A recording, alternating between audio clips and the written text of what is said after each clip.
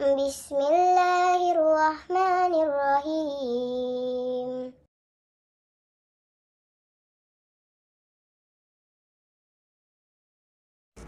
Kalau tidak menfitnah itu bukan Kristen. Kenapa kami menyatakan begini? Karena memang ada buktinya, dan buktinya itu banyak. Kristologi Islam pun bermunculan dan semakin banyak. Gunanya apa atau tujuannya apa? Ya, ini menjawab fitnahan-fitnahan. Selain itu juga membentengi saudara-saudara muslim agar tidak terhasut atau terpengaruh oleh kristenisasi, yaitu cuman tujuan-tujuan segelintir saja. Sebenarnya juga banyak tujuannya kenapa kristologi Islam bermunculan. Begitu juga sebaliknya, mereka yaitu orang-orang Kristen itu juga merasa difitnah oleh Islam, terutama tentang Tuhan Yesus. Nah, itu kan terutama di situ sering-seringnya. Kalau Muslim ini bilang Yesus itu bukan Tuhan, mereka merasa tersakiti. Itu dianggap suatu hinaan bagi mereka kalau Yesus itu bukan Tuhan dan merasa difitnah. Apa benar dari pihak Islam kalau Islam itu menfitnah Yesus bukan Tuhan, atau malah dari kalangan sendiri? Dalam arti kalau di Bible itu kan sebenarnya Tuhan bukan Tuhan. Jadi fitnah itu dari mana? Ya dari dalam Bible itu sendiri, bukan dari umat Islam.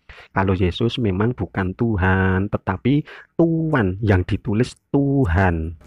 Kalau untuk Kristen Unitarian itu sudah ada paham kalau Tuhan itu maksudnya Tuhan bukan Tuhan. Tapi untuk Kristen Trinitarian itu sebagai God, sebagai Allah itu sendiri. Jadi kalau Islam dianggap menfitnah itu kata Bible sendiri, terjemahannya Tuhan bukan Tuhan. Justru Islam itu malah menunjukkan yang benar itu Tuhan atau Tuhan. Jangankan Islam, dari pihak Kristen sendiri, yaitu Kristen Unitarian juga menjelaskan kalau Yesus itu dalam arti Tuhan, bukan Tuhan. Jadi intinya yang kami sampaikan, yang kami terangkan barusan itu, kalau Kristen Trinitarian itu difitnah oleh Alkitabnya sendiri, terjemahan di dalam Alkitab itu sendiri, bukan fitnahan Islam. Ini baru soal Tuhan dan Tuhan ya, terjemahannya itu Tuhan atau Tuhan. Bagaimana dengan ayat-ayat sisipan ataupun bahkan LAI berfirman di Markus 16 ayat 8? Itu kan juga fitnahan dari kalangan sendiri di dalam Alkitab, bukan Islam. Memangnya Islam yang menulis di situ. Nah, itu kan contoh kalau fitnahan itu malah dari kalangan sendiri. Belum lagi kitabnya orang Yahudi yang disebut dengan Perjanjian Lama. Itu Yahudi bilang kalau terjemahan LAI itu banyak yang salah. Nah, terjemahan-terjemahan yang salah ini apakah bukan fitnah? Fitnah juga kan, fitnah untuk orang Kristen itu sendiri. Ingat, ada orang Kristen yang bilang terjemahan LAI itu buruk. Nah, yang mengatakan begitu kan merasa kena fitnah, mengatakan buruk padahal kitabnya sendiri. Kemudian kenapa Islam merasa difitnah? Karena yang pertama, mungkin orang Kristen itu kurang paham atau memang belum paham sama sekali tentang Islam atau tentang Quran hadis. Ini yang pertama. Yang kedua, pura-pura nggak paham juga bisa. Karena memang niatnya ingin menjatuhkan Islam.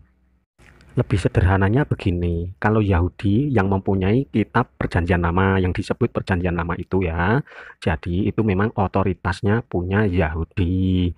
Kalau Islam memiliki Nabi Isa alaihissalam dan juga Nabi Muhammad Shallallahu alaihi wasallam. Tetapi kalau Kristen mengambil kitabnya Yahudi dan juga tidak memiliki Nabi Muhammad, hanya memiliki Yesus atau Nabi Isa alaihi salam. Jadi Kristen kan tidak mengenal Nabi Muhammad, tidak mengenal, lalu dituduh ini itu namanya fitnah.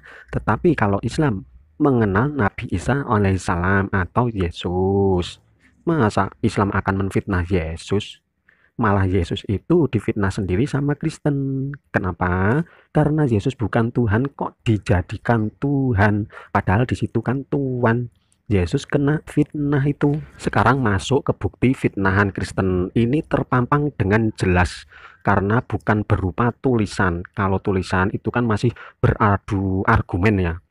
Adu argumen terus, saling menunjukkan kebenaran dan mana yang benar, mana yang salah. Tetapi cerminan dari tulisan itu atau kata-kata itu bisa diapresiasikan dengan perbuatan. Maksudnya begini, biar paham kami beri contoh ya. Seumpama fitnahan tentang Nabi Muhammad mati diracun, itu kata mereka ya. Ini tuduhan mereka dan sudah ribuan orang menuduh dengan mengulang-ulang hal ini. Sebenarnya nggak mengulang, tetapi ganti-ganti orang. Islam pun juga sudah menjelaskan, ribuan orang juga yang menjelaskan. Makanya tuduhan ini sampai kiamat tetap akan ada. Termasuk tuduhan-tuduhan yang lain tetap itu-itu doang. Karena memang ganti-ganti orang. Yang menjawab juga ganti-ganti orang. Tetapi yang paling istilahnya keser-keser. Istilahnya keser-keser. Umpamanya kami ya. Kami ini sering mendapat tuduhan. Entah soal apalah. Cuman itu aja ganti-ganti orang. Umpama yang menuduh itu 1000 orang, yang ganti-ganti itu ya 1000 orang. Satu orang Islam menjelaskan 1000 kali juga dengan penjelasan yang sama. Ya yang keser-keser yang ditanya atau yang dituduh. Sampai Islam bilang, tuduhan gak bermutu. Padahal udah ganti orang. Tetapi bilang tuduhan gak bermutu. Karena memang itu doang, itu saja tuduhannya itu. Secara sederhana dan singkat saja kami jelaskan tentang Nabi Muhammad wafat diracun. Nabi Muhammad itu mati diracun. Allahnya Islam itu tidak menyelamatkan Nabi Muhammad. Padahal sangat jelas Allah Subhanahu wa Ta'ala menyelamatkan Nabi Muhammad saat diracun oleh Zainab, orang Yahudi. Bahkan wanita Yahudi pun percaya kalau Muhammad itu seorang nabi karena selamat dari racun. Sedangkan sahabat Nabi yang makan makanan itu yang berisi racun langsung meninggal atau wafat. Nabi Muhammad jelas-jelas diselamatkan Allah. Itu kan jelas banget diselamatkan. Kok dibilang mati karena racun sampai 4 tahun hidup. Jadi jelas ya, pada waktu diracun Nabi Muhammad selamat, tidak wafat karena racun. Tetapi di saat wafat ada hadis yang menyatakan kurang lebihnya begini, ya Aisyah, urat nadiku terasa terputus karena racun saat di Khaybar. Kami jelaskan dulu tentang waktu, biar paham ya, tentang waktu saat diracun Nabi diselamatkan 4 tahun yang lalu, gampangannya begitu ya. Setelah 4 tahun Nabi Muhammad mau wafat itu merasakan racun di Khaybar itu. Jadi ada 2 waktu ya, waktu diracun dan waktu mau wafat. Waktu diracun Nabi Muhammad diselamatkan. Waktu wafat, apakah Nabi Muhammad mau diselamatkan lagi? Paham nggak? Apa mau diselamatkan lagi? Lalu kapan wafatnya kalau terus-terusan diselamatkan? Kami ulang lagi, waktu diracun 4 tahun yang lalu, Nabi Muhammad diselamatkan Allah. Waktu wafatnya 4 tahun kemudian, yang umpamanya sekarang ini ya, karena saya bilang 4 tahun yang lalu, apa mau diselamatkan lagi karena sudah waktunya ajal, sudah waktunya wafat. Kalau Allah menyelamatkan lagi dengan tuduhan Kristen kalau Nabi Muhammad mati diracun, lalu kapan wafatnya kalau terus-terusan diselamatkan? Karena sudah waktunya wafat, jadi Nabi Muhammad wafat bukan karena racun. Sampai sini pada paham? Enggak, kalau enggak paham ya biasa diulang lagi keterangannya. Lalu di hadis itu kan bilangnya begitu ya, terasa urat nadinya itu terputus karena racun di Khaybar. Itu karena Allah Subhanahu wa Ta'ala meninggikan derajat Nabi Muhammad sebagai wafat syahid, bukan wafat syahid karena ditusuk pedang atau dipenggal kepalanya. Malahan sang Saifullah yaitu Khalid bin Walid itu berdoa terus agar mati di dalam medan perang. Tetapi kenyataannya malah wafatnya itu di kasur, dalam arti di kamar tidur. Jadi, waktu wafatnya Nabi Muhammad karena memang sudah waktunya wafat, bukan karena racun. Itu Allah meninggikan derajat Nabi Muhammad sebagai wafat syahid. Kalau memang karena racun, ya pastinya wafat saat itu juga, saat diracun. Tetapi kenyataannya saat diracun Nabi Muhammad selamat. Kami menjelaskan di sini, ini sebenarnya itu kami itu berdebat dengan orang Kristen dengan tuduhan Nabi Muhammad diracun itu. Lalu kami balik bertanya dengan satu pertanyaan saja tentang ayat Alkitab Markus 16 ayat 8. Firman LAI atau LAI berfirman itu. Lalu apa jawabannya? Jawabannya yaitu silakan disimak.